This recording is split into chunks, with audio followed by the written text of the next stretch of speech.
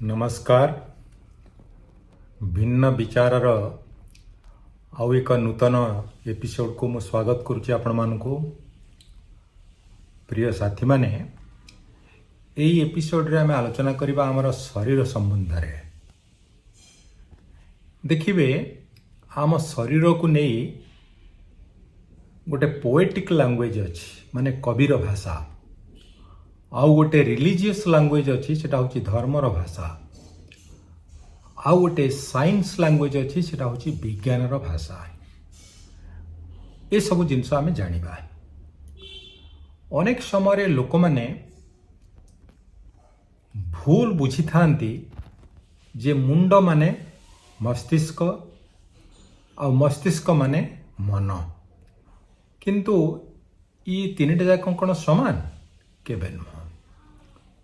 शरीरर गोटे अंश होची मुंड, मुंड भितर आउ एक अंश होची मस्तिष्क बा ब्रेन, जोटा को आपण माने कंचा ओडिया रे कहउचंती दही हांडी, माने मुंड भितर सब दही अछि। आउ ई ब्रेन रो जो एक्टिविटी सेटा होची मन। ता माने शरीर होची गोटे बड़ हार्डवेयर, ता भितर गोटे छोटो हार्डवेयर होची ब्रेन, आउ ई मनटा होची ता भितर तार फंक्शन बा सॉफ्टवेयर।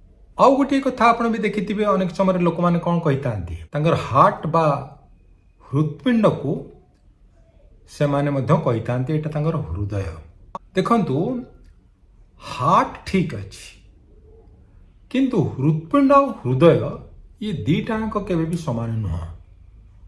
हृदपिंड होची heart, it is a physical organ of the body, जोटार काम होची ब्लड पंपिंग करिवा। किंतु हृदय, हृदयर काम तो कौन ब्लड पंप करिवा ना। हृदय होची गोटिए शरीरर जागा जोठारे किछि एक्टिविटी हुए, सेटा कौन अनुभव, दया, क्षमा, प्रेम, परोपकार, अनुशोचना, ये सब होची हृदयर काम। तेणु हार्ट इज इक्वल टू हृदपिंड, बट हृदपिंड is not the same as हृदय। तेणु यही जो गुड़िक मु कहली हृदयर काम, ये गुड़िक सब कौन हार्ट रे बा हृदपिंड रे होता ना, ये गुड़िक सब मस्तिष्कर गोटे निर्दिष्ट अंश रे ये सब घटी थाए। तेणु बुझिले आपण जे शरीरर को जगार को काम हुए। बाकी आउ गोटे कथा को आमे जिबा। अनेक समय लोक माने कहितांती जे आत्मा मध्य ए शरीर रे अछि, बट तार जगाटा कोठी पर्यंत केही खोजिकिर पाउ नाहांती।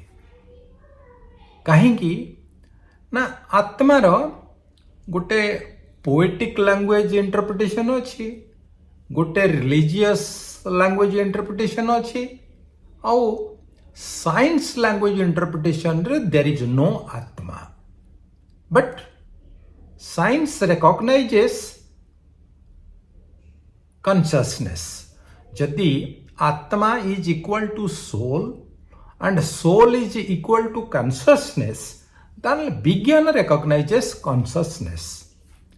एबे आमे देखिबा जे जोटा धर्म कहूची जे आत्मा से कोठी बुलुची विभिन्न जगह रे एवं से आसी शरीर भितर पशुची।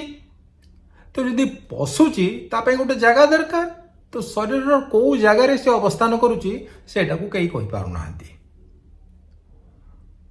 बाकी कवि माने जो कहते आत्मा, सी हूँ से धर्मर कथा, माने आत्मा को से माने सही अर्थ रे देखि थांते। बट विज्ञान आड़क जदि आपण जिबे, आउ जदि आपण सोल को कॉन्शियसनेस सहित समान भाव रे समान दृष्टि देखंती, ताले consciousness is an activity of the body. माने आमर जो शरीर रो गोटे सामग्रिक क्रिया अच्छी, सेटा होची कॉन्शियसनेस, चेतना। चेतना अच्छी समस्तंकर।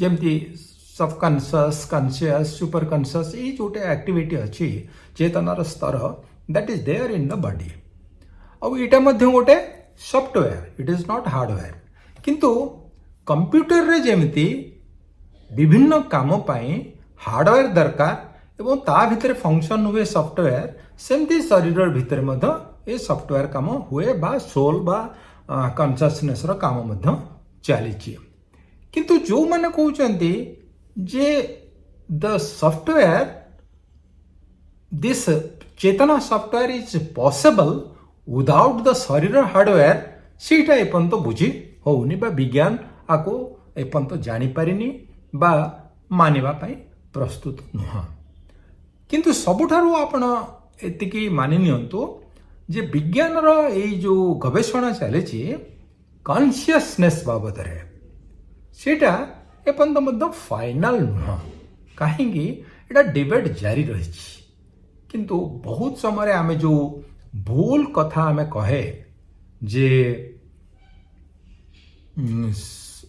ମନ ଇଜ୍ ଇକ୍ୱାଲ୍ ଟୁ ମସ୍ତିଷ୍କ ସେଇଟା ବି ଭୁଲ ହୃତ୍ପିଣ୍ଡ ଇଜ୍ ଇକ୍ୱାଲ୍ ଟୁ ହୃଦୟ ସେଇଟା ବି ଭୁଲ ଏବଂ ସୋଲ୍ ବା ଆତ୍ମା ଧର୍ମରେ ଯେଉଁଟା କହୁଛି ବିଜ୍ଞାନର ଚେତନା ସମାନ ସେଇଟା ବି ଭୁଲ ତ ମୁଁ ଭାବୁଛି ଏଇ ଯେଉଁ ଆଲୋଚନାରୁ ଆମକୁ କିଛି କିଛି ସମ୍ୟକ ଜ୍ଞାନ ମିଳିଲା ଏଇ ଯେଉଁ ତା ଭିତରେ ଯେଉଁ ଟିକେ ଟିକେ ଡିଷ୍ଟିଂସନ୍ ବା ଡିଫରେନ୍ସେସ୍ ସବୁ ରହିଛି ତାରତମ୍ୟ ରହିଛି ପ୍ରଭେଦ ରହିଛି ସେସବୁ ବୁଝିବା ପାଇଁ ଥ୍ୟାଙ୍କ ୟୁ ଫ୍ରେଣ୍ଡସ୍ ପୁଣି ଏମିତି ଛୋଟ ଛୋଟ କିଛି କଥାକୁ ଆମେ ଆଲୋଚନା କରିବା ଏବଂ ପରସ୍ପରକୁ ଜାଣିବା ପାଇଁ ଚେଷ୍ଟା କରିବା ପୁଣି ଦେଖା ହେବ ଆପଣଙ୍କ ସହିତ ଆଉ ଗୋଟିଏ ଭିଡ଼ିଓରେ ନମସ୍କାର।